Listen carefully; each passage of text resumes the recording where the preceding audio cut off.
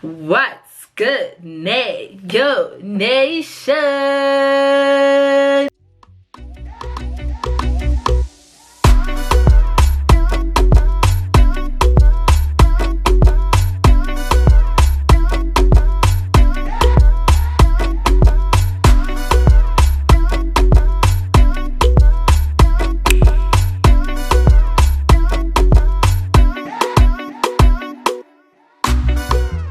What's good, you guys? Welcome back to my channel. If you're new to my channel, welcome.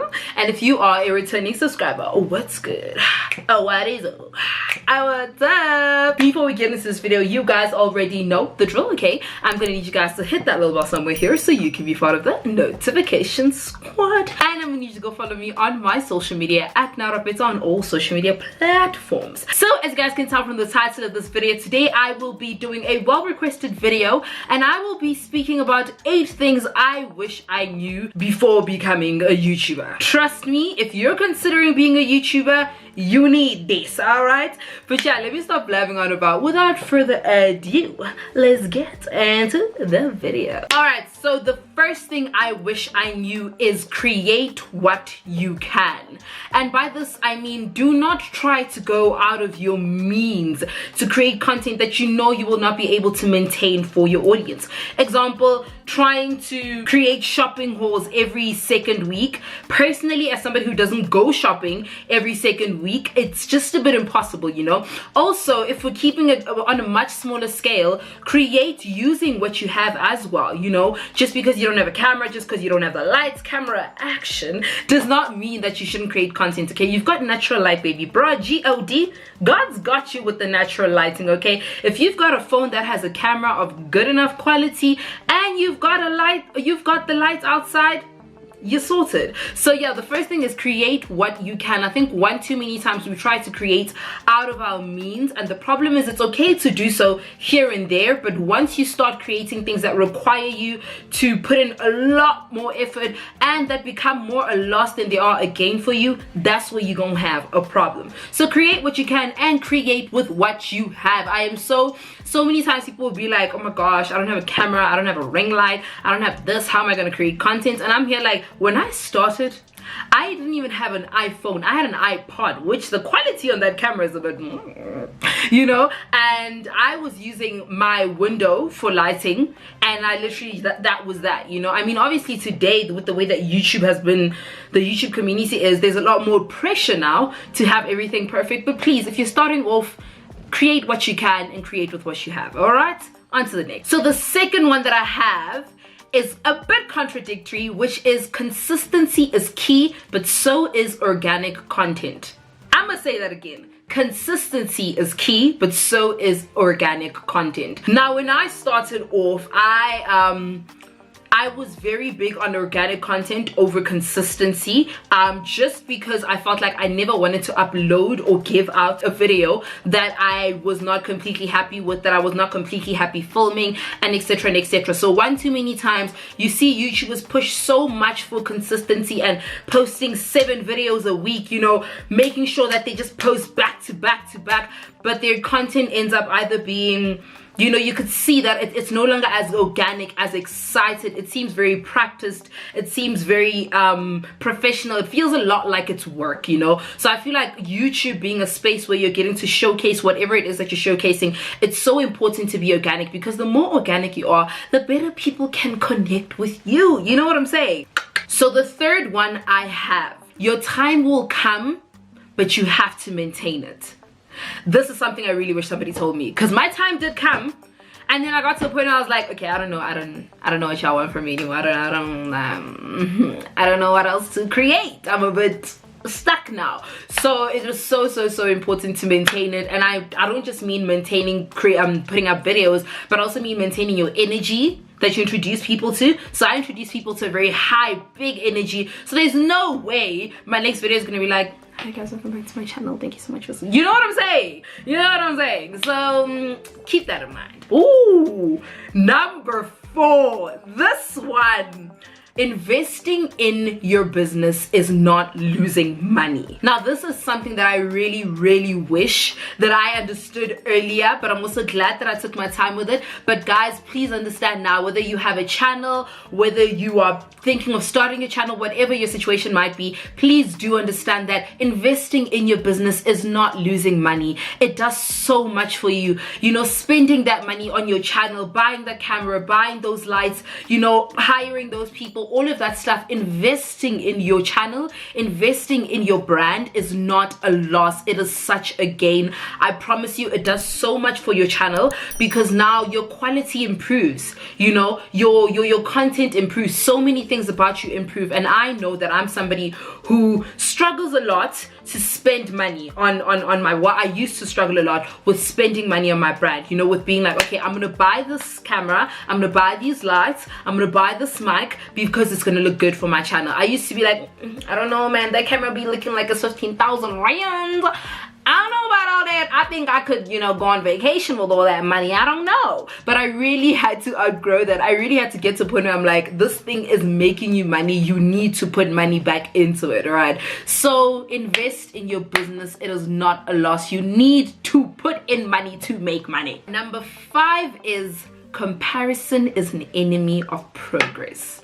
Now, I know that we speak about this a lot, but guys, I cannot stress enough how much comparing yourself, your growth, your channel, your progress is such an enemy of joy. It's an enemy of progress. It's an enemy of everything. And I am somebody who struggled a lot with this, and I do sometimes. I struggled a lot with comparing myself, being like, oh my gosh, people's subscribers are growing, what's happening with mine? My subscribers are going so slow. Oh my gosh, people are getting so many views on their videos. Oh my gosh, mine are not getting as many views. Oh my, you know, all of these things. And it does happen where sometimes you might be doing, you know, better than the person that you're comparing yourself to, and then it switches up. So I'm just saying that comparison takes so much away from enjoying YouTube, because you become so consumed in the numbers and if it's doing well, and you know, my videos, and you become so consumed in creating content that's just meant to bring out numbers that you don't even sit back and think, listen, my audience, like, yes, okay, cool, I want to get subscribers, I want to have big views on my videos, I want to have this, I want to have that, but it's also about staying true to yourself and also staying true to your audience that already exists, whether it's 500 people, 1,000 people, 20,000, 100,000, 500,000. I feel like it is so important to appreciate what you have right now and learn to work with that to make yourself grow, instead of looking at other people and seeing that as a way for you to grow. You know, comparison is really such a thief of joy. It is the enemy of progress. Stop comparing yourself today. Number 6, watching other creators helps. I cannot stress this enough. This is something that I wish I grasped very quickly in my YouTube journey. I used to watch a lot of American YouTubers, and yes, as much as that did help, but it also didn't help me to the extent I needed help with, you know.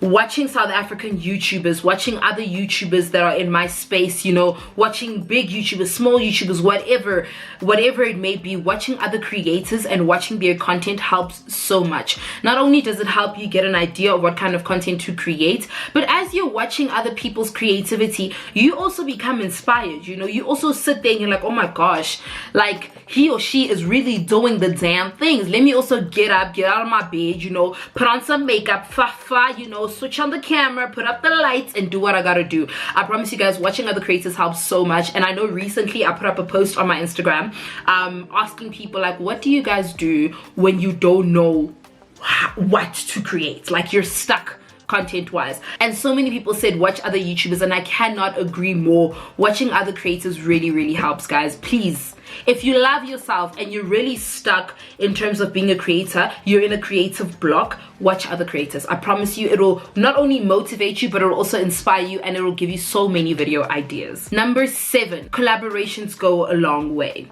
And by this, I mean not only collaborating with other creators, but with brands as well. Looking at the people that you're collaborating with, goes a long way for your brand. I promise you. There are people that I collaborated with 2 years ago that to this day my brand and their brand are still tied together. If I go and I search my channel name on the internet, at the bottom of that the suggested channels are probably channels that I've collaborated with. So collaborations are so good, but please guys, do not fall into the trap of collaborating with people to make your channel grow. It's meant to be a transaction of sorts, you know what I'm saying? So you need to be like, okay, cool, this is what I'm going to give you and this is what you're going to give me. It's meant to be a transaction. It's meant to be a relationship, you know what I'm saying? Because one too many times if you focus on collaborating with people to make your channel grow, you're not able to maintain the amount of attention that comes with it. You're not able to maintain what people are going to want from you now that they've gotten, that you've gotten their attention, and etc and etc and etc. So I really think it is so important to collaborate, but it is so important to also really look deeply into who and what you're collaborating with. That is so important. I cannot stress that enough. One too many times we as content creators get so into this hype of collaborating and working with brands and etc, and I've fallen into that trap a few times where I've worked with brands, I've worked with people that I usually, they don't even align. Not to say that they're not good brands, not to say that they're not good creators, but you know, they don't align with what I provide for people. They don't align, our energies don't align, me and the brand, what they're selling doesn't align. So collaborations go a long way. This isn't a good and a bad way. Be very careful when deciding that you're going to collaborate with people. Be very careful when deciding that you're going to collaborate with a brand, okay? Please do make sure that it aligns with you, and today you might not regret it, and you shouldn't regret it in 5 years time, having collaborated with this person or this brand. But also on the positive side, it goes a long way in the sense that it helps you not only get to know other creators, but you build relationships, guys. You build relationships. Building relationships in the YouTube community is so important. It's literally been the greatest gift that I've ever gotten, due to the fact that when I'm struggling with something, when I need help on something, when there's some opportunity happening, the YouTube friends that I have and the people that I've met through YouTube, we're able to put each other on. We're able to be like, hey, did you see that this is happening? Okay, no, listen, this brand wants this and I'm not able to do it, but I'm going to put your name forward. You know what I'm saying? And I've also made friends through this, you know. I've made friends who not only are great friends, but they're also great creators. So we're able to bounce off of each other. We're able to help each other. So guys, I promise, collaborations go a long way. And last but not the least, you are not an individual creating content, but you are a brand.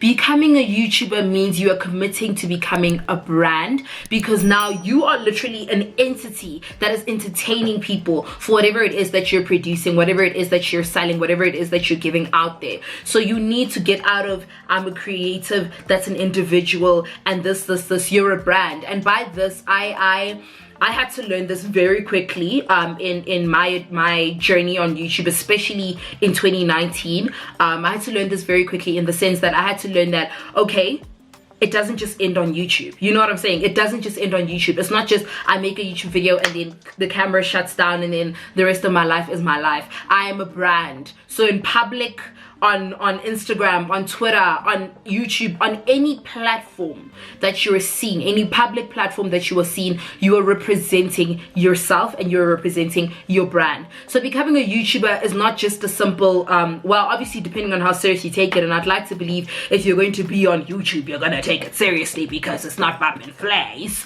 But yeah, becoming a YouTuber really isn't just about, okay, you know what, I'm gonna just create content because I'm an individual and I'm entertaining, but it's really just about, okay, I'm becoming a brand. It's not just now, it's neorapetsoa, the brand. You know, you have to invest in your brand, you have to strategize your brand, you have to plan it.